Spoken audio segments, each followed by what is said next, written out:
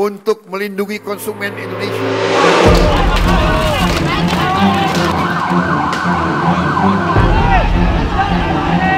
অর্থনৈতিক প্রবৃদ্ধির প্রতিশ্রুতি দিয়ে ক্ষমতায় এসেছিলেন ইন্দোনেশিয়ার প্রেসিডেন্ট প্রাবো সুবিয়ান্তো, কিন্তু বছর ঘুরলেও প্রতিশ্রুতি রক্ষায় কার্যকর পদক্ষেপ না নেয়ায় জনগণের তোপের মুখে পড়তে হচ্ছে প্রেসিডেন্টকে। জীবনযাত্রার ব্যয় বৃদ্ধি সহ বিভিন্ন ইস্যুতে ইন্দোনেশিয়া জুড়ে ছড়িয়ে পড়া সরকার বিরোধী বিক্ষোভ সহিংস রূপ নিয়েছে।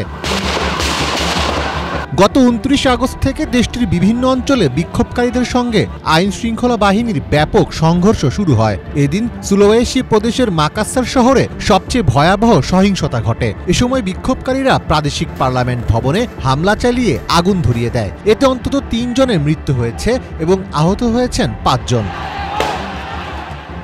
বিক্ষোভ চলছে রাজধানী জাকার্তাতেও। সেখানে পুলিশের গাড়ির ধাক্কায় এক মোটরসাইকেল চালকের মৃত্যুর পর পরিস্থিতি আরও উত্তাল হয়ে ওঠে। বিক্ষোভকারীরা পুলিশের সদর দপ্তরে হামলা ও অগ্নিসংযোগ করেছে। বিক্ষোভকারীদের লাগানো আগুনে একটি ভবনে ৩ জনের মৃত্যু হওয়ারও তথ্য দিয়েছে দেশটির কর্তৃপক্ষ।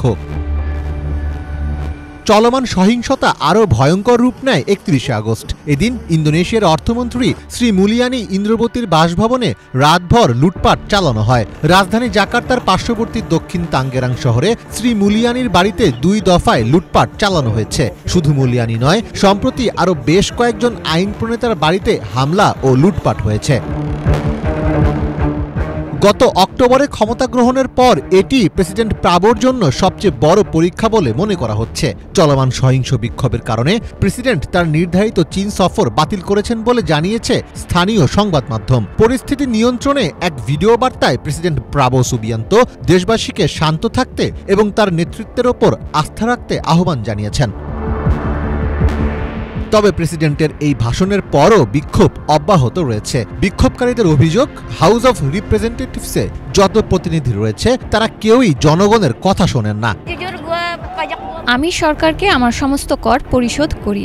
আমি একজন কর প্রদানকারী নাগরিক। এমনকি যখন আমি বিনোদন জগতে ছিলাম তখনও আমি আমার কর দিয়েছি, কিন্তু আমি জানি না আমার করের টাকা কার কাছে যাচ্ছে। পার্লামেন্ট ভবনের ভিতরের লোকেরা তাদের নিজস্ব লোকদের অভিযোগই শোনে না। এসব ঘটনা আমাকে সত্যি উদ্বিগ্ন করে তুলছে।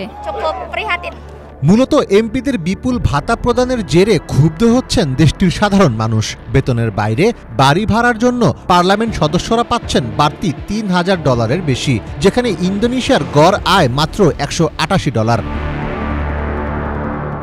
ইন্দোনেশিয়ার পার্লামেন্টের নিম্নকক্ষের সদস্য ৫৮০ জন। তাদের প্রত্যেকেই বেতনের বাইরে বাড়ি ভাড়া বাবদ বাড়তি ভাতা হিসাবে পান ৫ কোটি ইন্দোনেশিয়ান রুপি, যা বাংলাদেশি মুদ্রায় ৩,৭০,০০০ টাকা। সম্প্রতি স্থানীয় গণমাধ্যমে পার্লামেন্ট সদস্যদের বেতন নিয়ে প্রতিবেদন প্রকাশিত হলে ক্ষোভ ছড়ায় সাধারণ মানুষের মাঝে।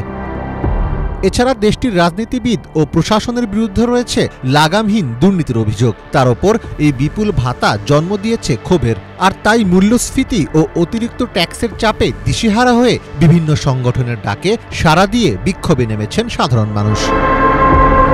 মীর ফজলে রাব্বি, বাংলা ভিশন।